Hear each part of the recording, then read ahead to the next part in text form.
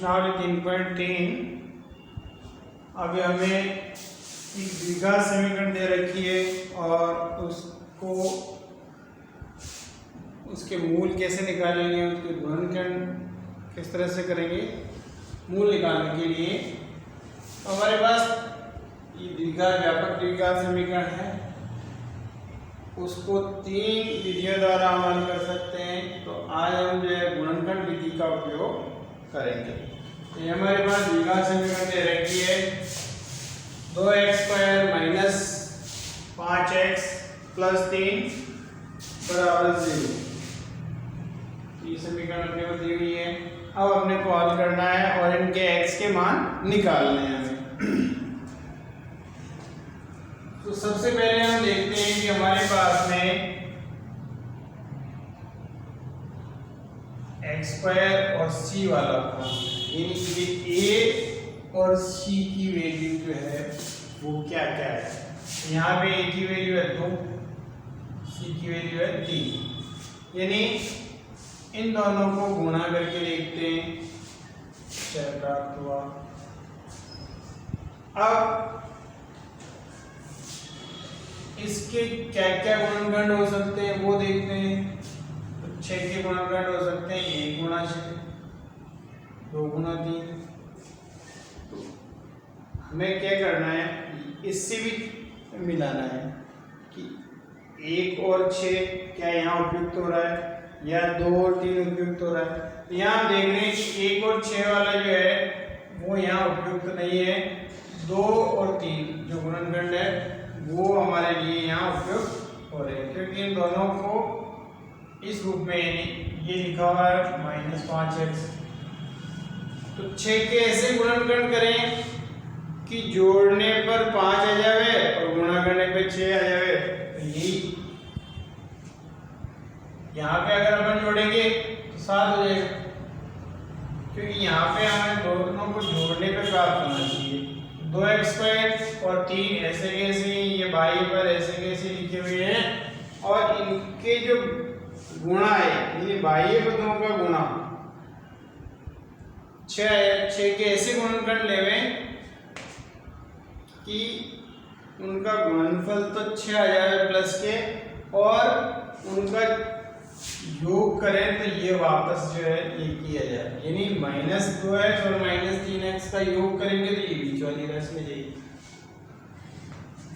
अब हमने इस तरह से व्यवस्थित किया, ये ग्रुप बना दिया हमने दो अलग अलग, इनमें से और इनमें से। इसमें से इस वाले ग्रुप में से हमने 2 और x कॉमन ले लिया।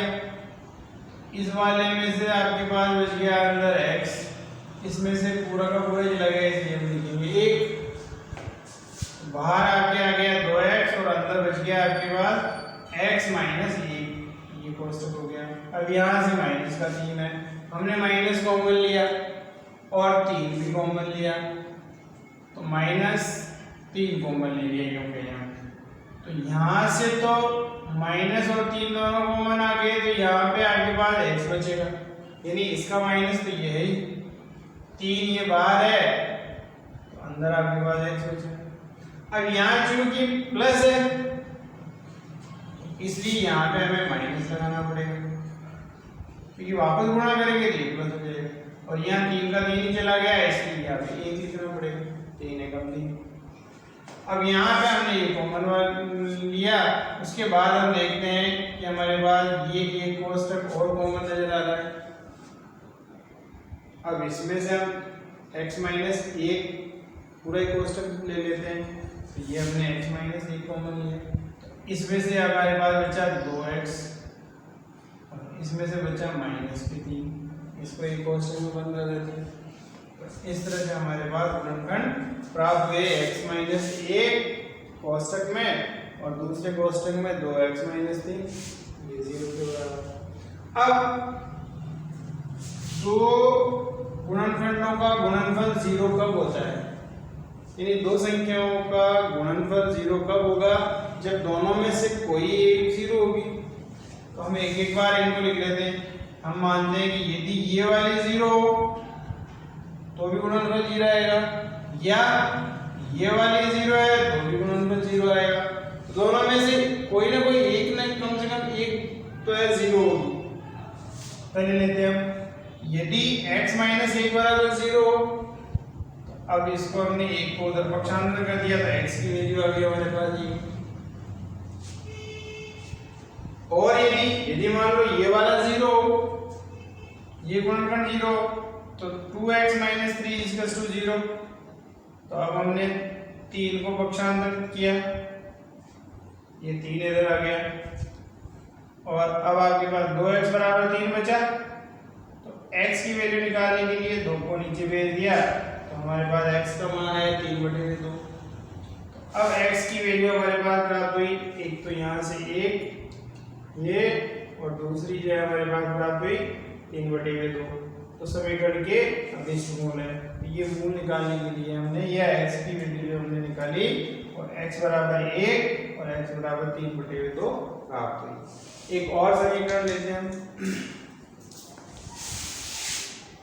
इस तरह से हमारे पास दे रखी है √3x² + 10x + 7√3 बराबर 0 दिया गया समीकरण ये है। ये समीकरण दे रखी है हमें।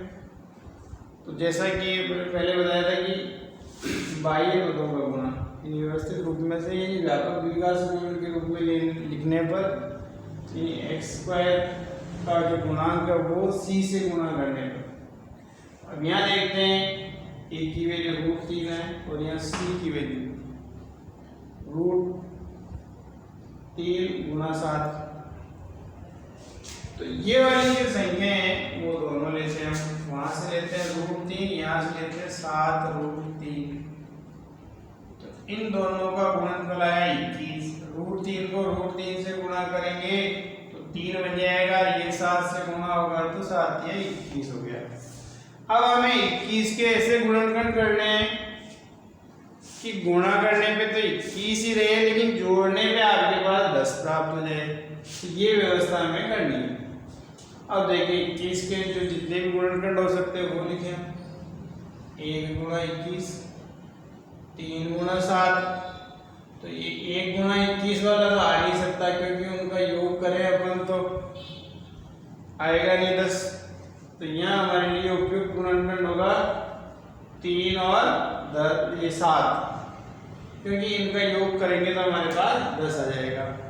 अब हमने किस तरह से लिखना है वो, इसमें हम कोई चेंज नहीं करते, ये ऐसे कैसे लिखते हैं, लास्ट वाला ऐसे कैसे लिखते हैं, और ये जो चीज है वो उन गुणनखंडों में से लेते हैं कि उनका योग या बाकी करने पे आपके पास में 10x प्लस के बचने चाहिए। अब यहाँ देखेंगे दोनों की, ये 3 और 7 दोनों हम प्लस के ले लेते हैं ताकि उनका योग जो है वो प्लस के 10 आ जाए। तो 3x + 7x, उनका योग करेंगे हम तो 10x आ जाएगा। जब उनकी गुणा करेंगे तो हमारे पास 21 और x² है, हमने अंकों का गुणा करके देखा। तो अब हमने इसको साथ साथ लिख लिया, ये दो ग्रुप बना लिए हमने। अब यहाँ हम देख रहे हैं कि यहाँ बीजीय व्यंजकों में से तो x कॉमन आ रहा है, अंकों में यहाँ √3 है और वहाँ 3 है, तो हम √3 कॉमन ले लेंगे। ये भी मैं समझा देता हूँ। देखो यहाँ पे √3 है और यहाँ पे 3 है, तो हम क्या लिख सकते हैं, √3x² + 3 को हम ऐसे लिख सकते हैं, यानी ये √3 ऐसे कैसे, इस 3 को हमने √3 × √3 लिखा, तो वापस गुणा करेंगे इसको तो 3 बन जाएगा। तो इस टुकड़ों में तो इसमें से हमने ये रूट ले लिया, इसमें से ये रूट ले लिया, तो हमारे पास इस तरह से बच गया। इसमें से √3 कॉमन ले लिया, x² में से x कॉमन ले लिया, तो अंदर बचा x। इस 3 में से हमने √3 कॉमन ले लिया, ये देखो इस 3 को हम ऐसे लिख सकते हैं, यानी ये आपके पास में 3 है,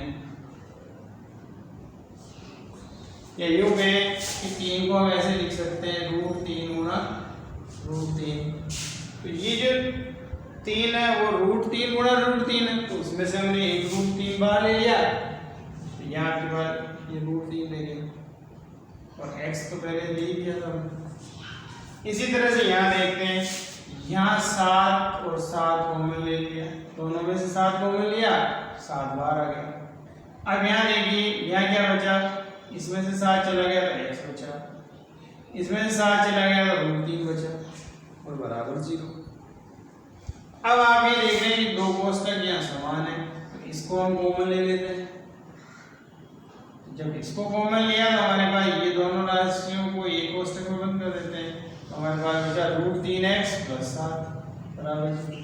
अब वही दोनों में से कोई एक 0 होगा तभी गुणनफल 0 आएगा। एक एक करके हम मान निकालते हैं। यदि हम लेते हैं x + √3 = 0 हो तो x की वैल्यू आएगी, ये पक्षांतर कर दिया हमने तो -√3। यदि आपके पास ये पद 0 यानी √3x + 7 बराबर 0, तो आपके पास प्राप्त होगा √3x बराबर -7। ये प्लस था उधर गया तो माइनस हो गया। अब यहाँ से x की वैल्यू आएगी -7, ऐसे कैसे, ये √3 नीचे चला गया, तो x की वैल्यू प्राप्त हुई -7/√3। तो हमारे पास में जो मान आए एक तो यहाँ से आया ये वाला x बराबर -√3 और x बराबर -7/√3।